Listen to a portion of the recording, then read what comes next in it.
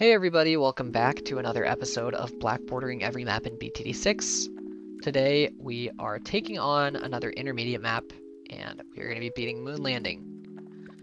So let's get right into the run. I'm going to be using Sada today. I know it seems kind of weird because this is a map with a ton of range barriers and Sada shouldn't be able to see a lot, but I'm going to just kind of shove her up towards the front.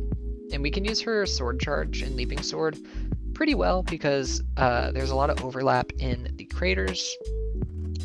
So we'll do something fun for today. I'm going to start with a mortar. Right where you see the track start to curve, that is where we're going to place the mortar. And there is a slight bit of RNG, I suppose, because the mortar isn't the most accurate tower. But if you put it in that spot, it should be pretty consistent. And with this mortar, I just want to save up all the way until we can afford Sada. I don't think Sada is good enough by herself to beat the early game. Oh, and I am going to need to retarget my mortar over here. If I can hit you, there we go. We can clean up that red balloon and we are good to go. I think the crater was like right here or something, but round 9 could actually be difficult, so we'll just have to kind of keep a close watch. But so far we're handling. And round 9 is going to be the last micro round of the run. Yeah, we can move the mortar over here. This is easy micro though. You just move it from one crater to another. It's not the worst thing in the world. And then for round 10 we have Sada, so we don't need to mortar micro anymore. Yay! And then we have the mortar shooting where he needs to be.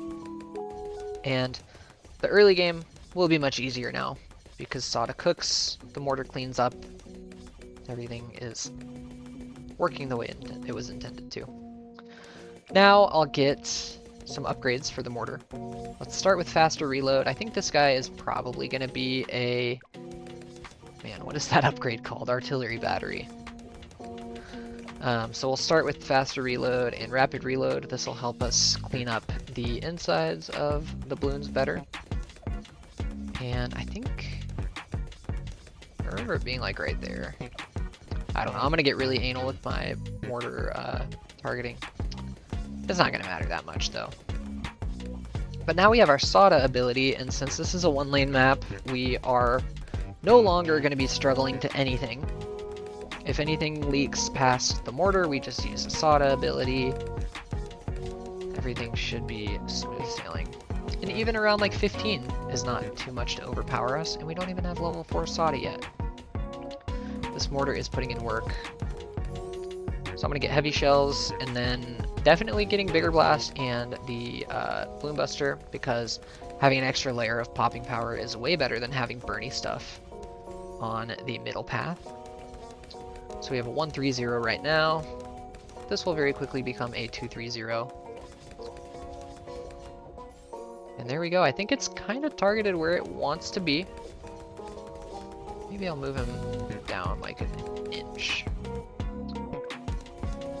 But now even his inaccuracies don't really matter because the bomb is much bigger. And we have Sada, so round 24 is going to be a piece of cake as well. Leads won't be an issue, camos won't be an issue. This is a pretty good tower duo. I really would love to know if I could just save up into the A battery. It'll be ambitious, like the camos on 37, we'll have a Sada ability for them, so honestly I don't know what I could possibly struggle to between now and round 40. So I'm gonna just play out these rounds. I'll speed up the gameplay. I don't know if I'll do it to 5x or like maybe 2 or 3x. But I'll see you guys when we can either afford a battery or when we have to do something with our abilities. But yeah, we're doing good. Well, I said I was gonna speed up the video. I lied. Max is here to say what's up. And I'm never going to waste an opportunity to show off Max. He's looking at the computer screen. See what's up, fella? Oh, I get my directions confused because the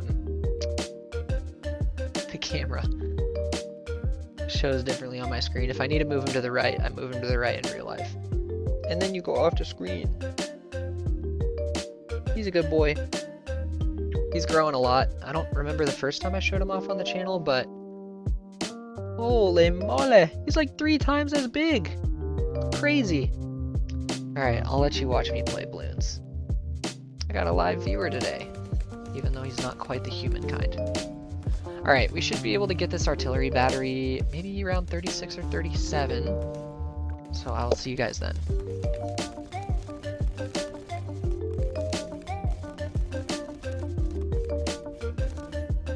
We've got him at the end of round 36.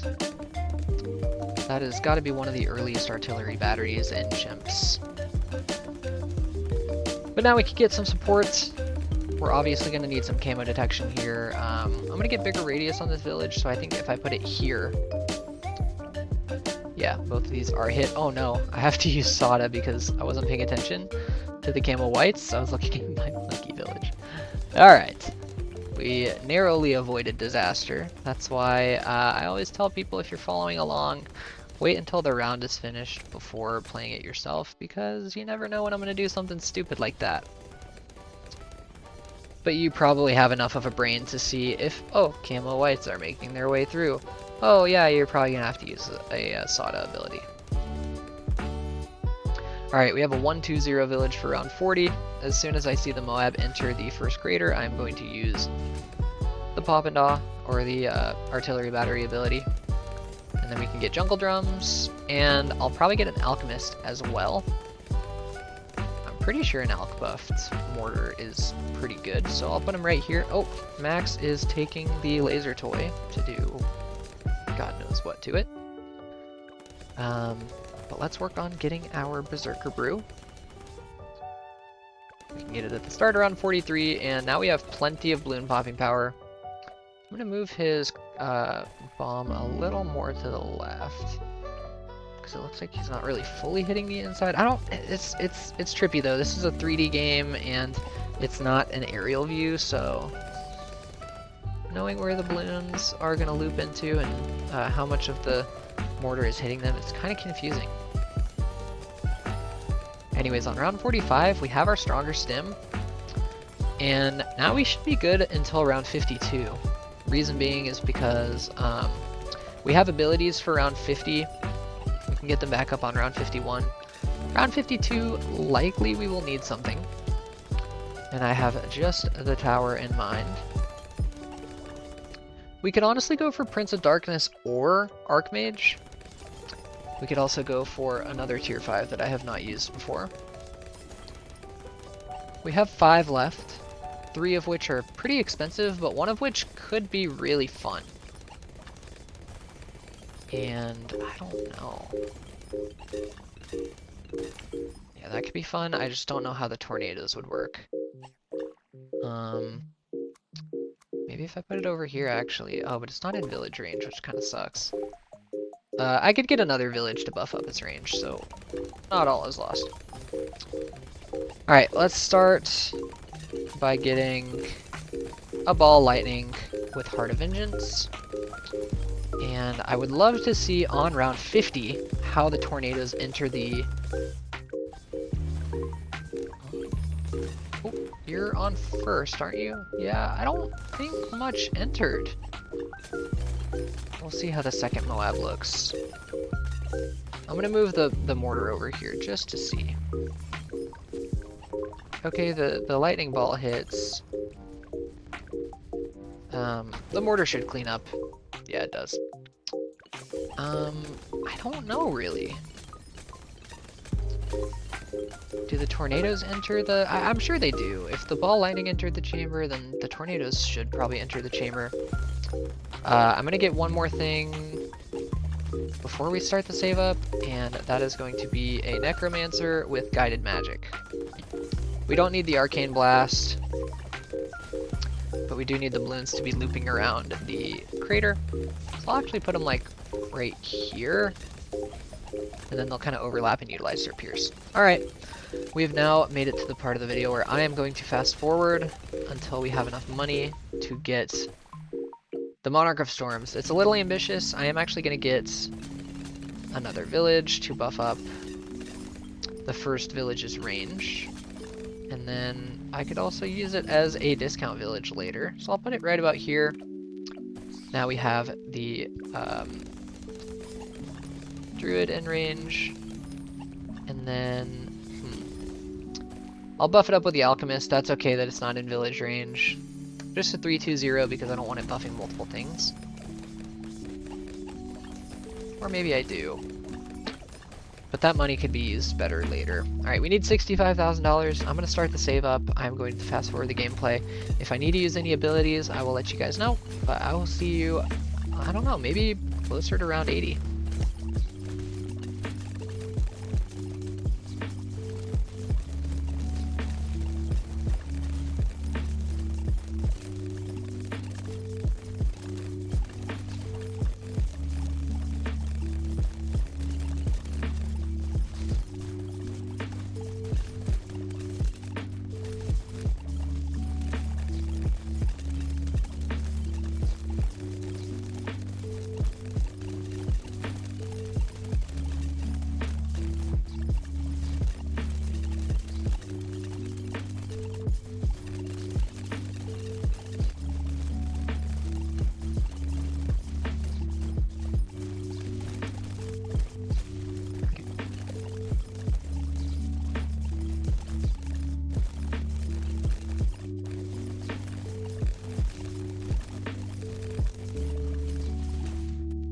Oops, I forgot to unmute my mic. Alright, we've made it to round 80. And this may be the time where we need Mortar Micro because big, scary, beefy balloon has a lot more HP than the other balloons. I'll at least use a Mortar ability. And I'll use Sada as well just for the overlapping balloon popping. And we're only about $10,000 away. This is good if we can get it before the end of round 84. I don't think Super Ceramics are going to overwhelm. And all we have is BFBs until round 85. Fortified BFBs, those can be scary, but I think we'll be okay and we can always use abilities. We've got plenty of really good abilities. We've got a Leaping Sword, we got the Artillery Battery ability. And I'll use the Artillery Battery ability for the Fortified BFBs on this round. And now the ability is worn off. And we beat everything. And now we're $129 away on round 83. Boom. What an easy save up that was. As if this was a difficult map in the first place, but I mean, look at this. And I thought that the Monarch of Storms was going to ricochet off of the inside of the crater. That's obviously not the case, but I mean, they're just bouncing back and forth off the entire screen. Also, the Monarch of Storms being at the front of the track is good because it means that we don't stall on like sending balloons back to the start, having to wait for them to come back into the range of the Monarch of Storms. So I'll use the mortar kind of more towards the front, just so he can hit balloons quicker. And then I'm thinking between getting Prince of Darkness or just getting support. We don't really need to use any new tier 5s because the Monarch of Storms just does work. So we can start getting some support. I'll get a debuffer with the Embrittlement. Super Brittle would be helpful as well. I just don't really want to get any new tier 5s because I want to use them for later. I suppose now that I've used every tier 5 once, I can start using them second, third, fourth time. That's not a big deal. But really from this point on, once you have the Monarch of Storms, just get damage towers. You can get debuffers like the Embrittlement and Super Brittle. You could get a tower like the Glue Storm. You could get a Moab Eliminator. You could get an Elite Defender. You could get really any tier or any path Monkey Ace. You can get the Heli Pilot. You can get really anything you want. I'll probably just go Spike Storm spam. That's what I tend to do. just so we can beat round 100 even quicker. I'm gonna put auto start on, and we have one spike storm, and nothing is making it anywhere past any bend. First bend, second bend, yeah, it's going nowhere. I'll use a mortar ability just to get some damage ramping, and a leaping sword. It's just a matter of time until this stuff gets taken down. It's not if, but when. But yeah, this is where the run becomes easy. Once you have the Monarch of Storms, you can get anything in the world that you would like. As you can see here, on a beefy round like 95, we are not struggling in the slightest. Nothing makes it even into the crater, let alone, you know, past it. And we can continue with our spike storm spam, I suppose. I don't even have to use them until round 100. I don't even need to use them on round 100, but I just kind of have them, because why not? And you know what? Why not get another one? Alright, round 87. I'm going to use a mortar ability just to kind of speed up the process a little bit. You could also get shattering shells. That would be helpful for the fortifieds. But even on around like 98, we're not getting pierce capped. And let's see, things are actually getting somewhere on around 98, which is interesting. And just like that, we have our 4th spike storm. So I'll turn off auto start mid round 99. I'll use a mortar ability because the superstorm wasn't working perfectly. And here we go. 1, 2, 3, 4. Once this bad gets into the crater, it is just dead. We can use a sword charge, and that will do it.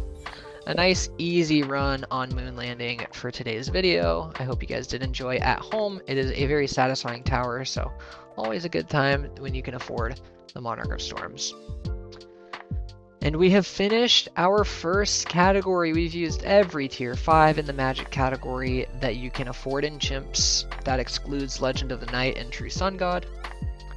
I'm sure you might be able to afford Legend of the Night if you Ultra Sweat and if you do it on 3 mines around, because that map actually gives you money on chimps.